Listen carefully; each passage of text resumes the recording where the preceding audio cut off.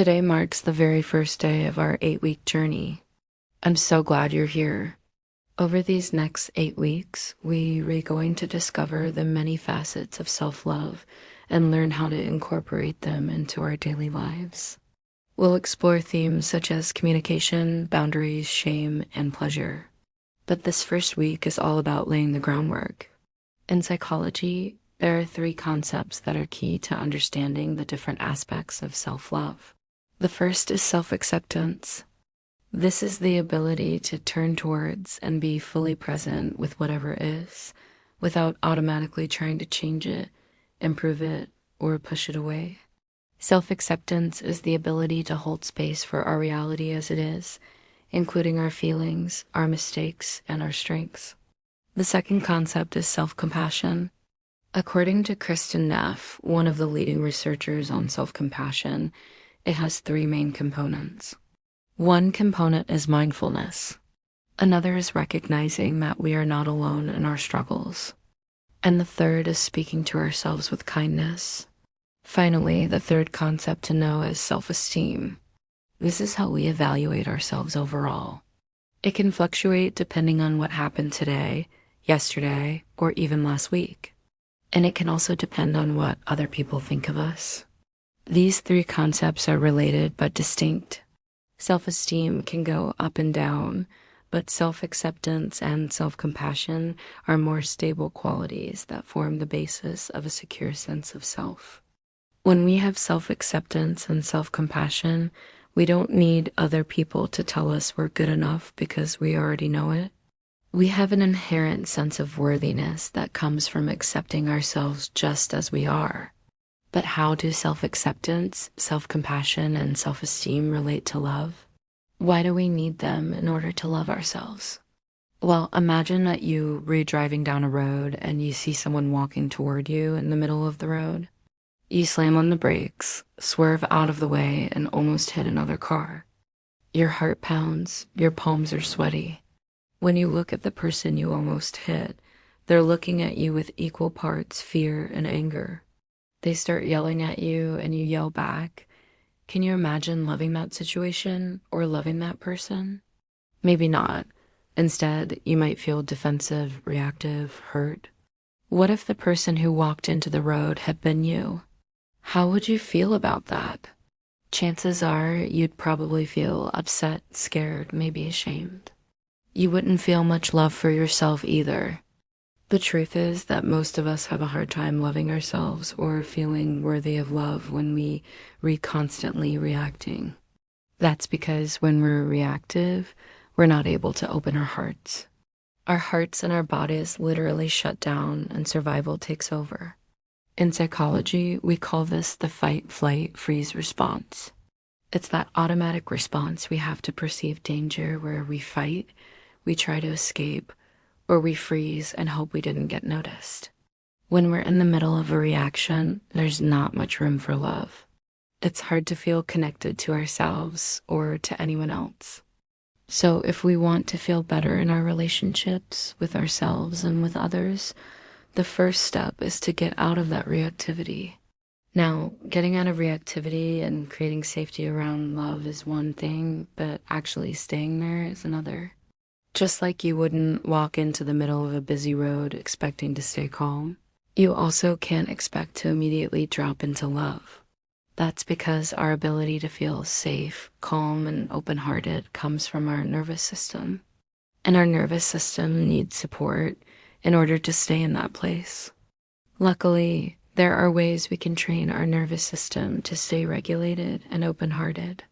That's why throughout this 8-week journey, we're going to learn several tools to regulate our nervous system and make it more resilient. In the meantime, let's try one of the easiest and most foundational practices that will help us activate the part of our brain that wants to connect and communicate. Before we continue, I invite you to pause for just a moment and take a full deep breath in through your belly, up to your lungs and out. Feel your body relaxing. Close your eyes if you can. And if you're sitting, rest your hands on your lap or in your lap. If you're standing, rest your arms at your sides. Slowly begin to rotate your torso to the right, feeling your spine lengthening, and then slowly rotate to the left. Once more, relaxing into your breath and letting your body release tension. Whenever you find yourself feeling tense or tight throughout the day, return to this awareness of your body. Notice any sensations in your body and gently bring your attention back to your breath. This brings me to our first topic of the day, the window of tolerance. Have you ever tried to speak to someone who is really upset, exhausted, or stressed? It's hard, isn't it? Even if you were trying to be kind, they might not have heard you. They might have gotten defensive or dismissive. In those moments, we can't connect because their nervous system has gone outside of its window of tolerance. The window of tolerance is a term used in psychophysiology to describe the optimal state of our nervous system. In this state, we're calm but alert, able to feel emotions without being overwhelmed by them. We can hear what other people say without becoming flooded by our own reactions. We can communicate and solve problems. This state allows us to be vulnerable. Vulnerability is at the heart of all emotions. So without this ability to feel safe in our vulnerability, we struggle to feel emotions. When we are in our window of tolerance, we can accept and be with what is without needing to fix it. We can hold space for our pain without reacting. But unfortunately, we don't always remain in this window.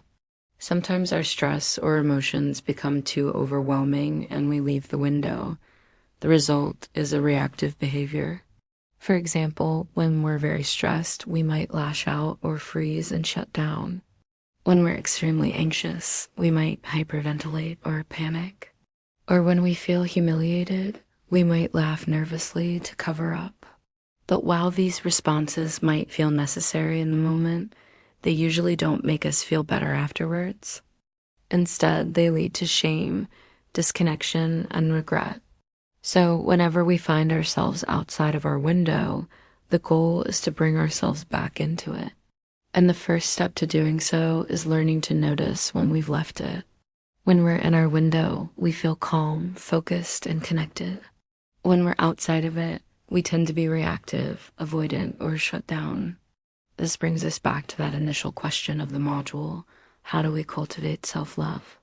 To answer it, we need to consider two things, staying in our window of tolerance and stepping out of reactivity. The latter is the ability to accept ourselves and be with our emotions in a healthy way.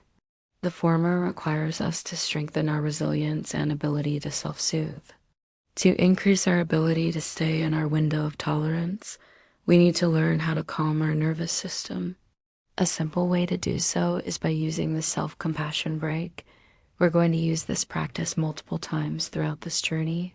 So I recommend you save this video to refer back to it. It has 3 steps. 1. Acknowledge. Take a moment to simply acknowledge what you're going through. You can say to yourself, this is a difficult moment. This helps you step back from your thoughts and feelings without judgment. 2. Remind yourself that you're not alone. You can say something like, suffering is part of the human experience. Others go through this too. This helps you tap into the collective human experience. It reminds you that you're not alone in your struggle. 3. Finally, offer yourself kindness. Remind yourself that you're enough exactly as you are. Tell yourself that you're doing the best you can, and that step by step, you will get through this. As you practice these steps, feel how your body relaxes and becomes lighter.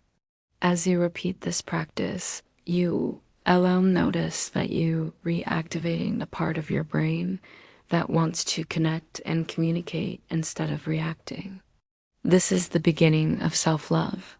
By calming down and stepping out of reactivity, we can start to see ourselves and others more clearly. We can begin to meet ourselves where we are and be with our emotions without judgment.